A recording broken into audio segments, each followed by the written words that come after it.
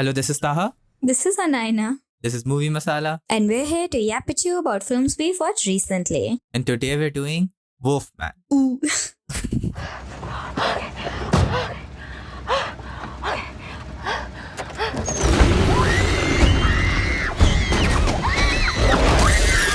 So this film comes from Leigh Whannell, who did The Invisible Man as well. It was a well-received film in 2020, right? And again, as you might guess from the title Wolfman, it's a werewolf story. It's a plain, simple werewolf story. But while the plot might be very simple and not really original in any meaningful way, what it loses for in originality, I think it does make up for in its execution. Because in some ways, for me at least, I feel this film showed you how easy a horror movie can be to do effectively. And what I mean by that is the sense of dread it creates pretty plain and simple. Like, there was no point in this film, even I think 2 minutes, 3 minutes in, where I was just not constantly a bit on edge. Like, even at the moments where like the scene has changed, we're doing something new, where you know that there's no active threat right now, you're still a bit on edge. And I think it does that really well. From the first scene where you just see this, like you see the silhouette for barely a second, and you know what the film is called, you know what it is, but that creates this sense of dread. You don't see the monster, you just barely get a hint of it, and from that, the film never like really shows you it fully. That's so funny because that's the marker of a good horror film, I know.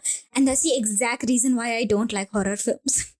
No, it is. If you genuinely cannot handle that like feeling of tenseness, then yeah, this film will make you very tense.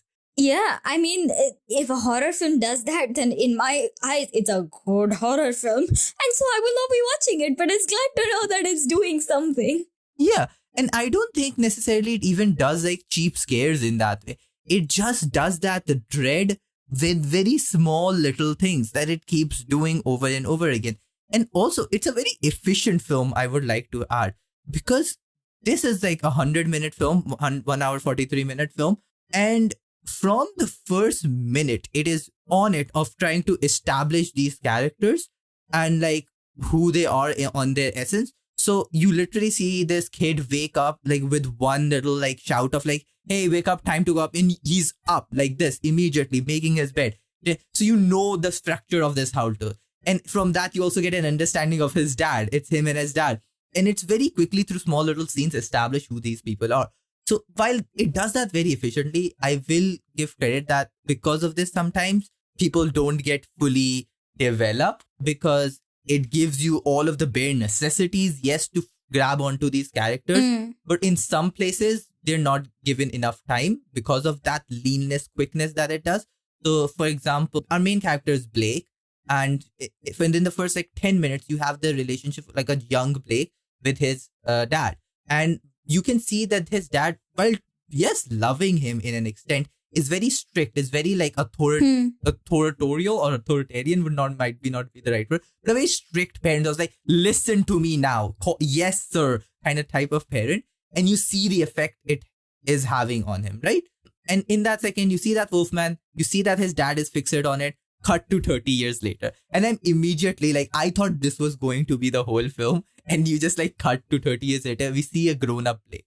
And then you see him with his daughter first. And then you see that little aggressiveness come out as well within his daughter. And then him immediately backing down, realizing that this is not what he wants to be. Right? And you can now, with saying these words, realizing that's not what you can see how this film uses the concept of like the werewolf as also kind of within toxic masculinity. And I'll go back on that when I talk a bit more in spoilers, right? But just going back, and then again gets confirmed his dad died. They go to his farm in Oregon, and that's where the film properly kicks off, right? When the full everything comes out. And like I said, like it'll give you like 2 minutes of a bit of like 2 minutes of rest, and then immediately do something uncanny that stresses you out, that makes you a bit on edge again. And I think it does that wonderfully well. Before I properly talk about spoilers, I think also this practical effects, I think I didn't look into this, but I think those effects feel very practical, are very well done. I was grossed out. I was watching with like half of my face covered because I needed to create some distance between me and the visuals that were happening. Yeah. But the transformation sequences into the werewolf are very visceral, very like you can see them happening in a sense Right. where like I love when modern horror films do this, and I think Blumhouse kind of has a good eye to do this, which is like they feel so much real because they make it feel very practical, and because of that the horror feels so much more visceral and gory. For example, in Final Destination or films like that, where someone just gets sliced in half, that doesn't Yeah. happen in real life. Yeah. So, Yeah. so it might feel gory, but it doesn't feel real enough. But when someone breaks their jaw with their own hands to extend it, you can understand that Oh. happening. Everyone Oh. knows what getting hit in the jaw feels like. So that is something so much more visceral. And like someone biting their own arm, you know what. So it just feels so much more harder to watch. And it, again, for what it's doing, it does that really well. I am sufficiently grossed out, which is a sign of a good horror film. Once again. So again, okay, now I'm going to go into spoilers because I do genuinely want to talk about how it depicts masculinity, right? So like I mentioned, it's how Blake is growing up and with his daughter is him trying to not be his dad, not trying to scare his daughter, making sure his daughter knows that he loves her first and foremost. And they have this very sweet, tender thing where he goes like, "Can you read my mind?" And she puts his hand on his head and he's like, "I love my daughter more than anything and anything else." And he goes like, "Exactly, you know exactly what I'm thinking." It's a very sweet gesture, right? So that establishes early on their stakes, and it also establishes. Oh, let me also go back on the cast. So Christopher Abbott plays Blake, Julie Garner plays Charlotte, Matilda Firth, who plays their daughter Ginger. It's Right. mainly these three people. And I think they do a decent enough job. I think Chris Abbott is specifically good. And Julia Garner, I think, understatedly is really well. I also, again, I'm going into a tangent, but I really want to add how much I like when you can do a horror film where all of the family is involved, where you just Yeah. don't kill someone instantly to amp up the tension, because I think it makes it so much better. Yeah. Because if someone's dead, they're dead. Yes, it amped up the tension, but that's not going to last for like, now there are less people that the monster can harm. When the entire family is there, now it's you're even more scared of who's going to be attacked. Yeah. The Right. tension is like basically you have to choose between which one you want to survive and which one you don't. Exactly. Basically, again, Blake doesn't want him to become his dad, right? And he goes back to his dad's farm. And this is where kind of all of that is coming back. So it's not a surprise. And this film is not really, I don't think the film is really trying to hide its twists from you, where Blake gets clearly scratched by the werewolf and he becomes a wolf man, right? He becomes a werewolf. And he's slowly turning into it time over time. And you see those transformations slowly happen. And I think that is representing how back at his dad's farm, he's becoming that more masculine figure. And he is delving deep into that masculinity back again. And to some parts, it is healthy. It is good for him to be that. And this is where like you can talk about where masculinity it can be healthy, right? Where on the parts of like, I want to protect my family. I want to make sure that if anything happens, I am the first one in the line of sight. Stuff like that, where I want to make these decisions. I want to protect. I want to make, which is a healthier sense of masculinity, right? Mm-hmm. And there is a sense where it comes into aggressiveness, where it comes into that territorial protection, which becomes too misogynistic. And that's where like that transformation is complete, right?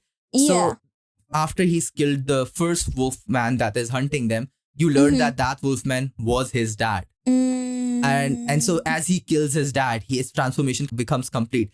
Like he's attacking his family, but you can see that it's kind of him fighting back and trying to just like go to his daughter one more time, like tell her daughter one more time. And the reason he never fully slides into that is again because for him, he values empathy more. He understands, and his love for his daughter saves him from fully descending into that toxic state. So I think it does its monster and its analogy well. Yeah. You can see how it's lacing that thing of toxic masculinity in well. You see how those things are connected. Yeah. And it works well with the monster overall. So again, this film does not have good ratings on IMDb or Rotten Tomatoes. And I'll be honest, Is this film original? No, it isn't. Is this film gonna surprise you with a plot twist? No, it's not. But it's very competently made. Yeah. I was filled with dread the whole time, and I don't know what else. No, I mean, I don't agree with the premise that everything has to be original, because we live in a day and age where everything isn't original. So we shouldn't be like putting something down because it isn't entirely original. If it's entertaining and does what it's supposed to be doing well, then yeah, okay. Yeah, exactly. I mean, I saw reviews on Rotten Tomatoes, with audience reviews, which were like, this is a slow film. And I'm like, I just don't think it is. I think from the very start, it like creates senses of dread. And yeah, it doesn't do it from the start. It builds that up because it establishes its human stakes well. It makes you care for the characters. What it does, what a good horror movie should do, make you actually care for the people that are in danger. Yeah. And then it doesn't like really take its time with establishing what the threat is and them trying to fight against the threat. And I genuinely believe that it does its job really well. It's not, again, something that's going to blow my mind, but it's very competently made. And I didn't come out of this disappointed at all. Yeah. Yeah, so that is The Wolfman. I would recommend it. If it's near you and you're in the mood for a good horror movie, it's a good shout. But for now, those were our thoughts. Thank you for tuning in. This episode was produced solely by us with musical assets from Pixabay. See you again next time. Bye-bye.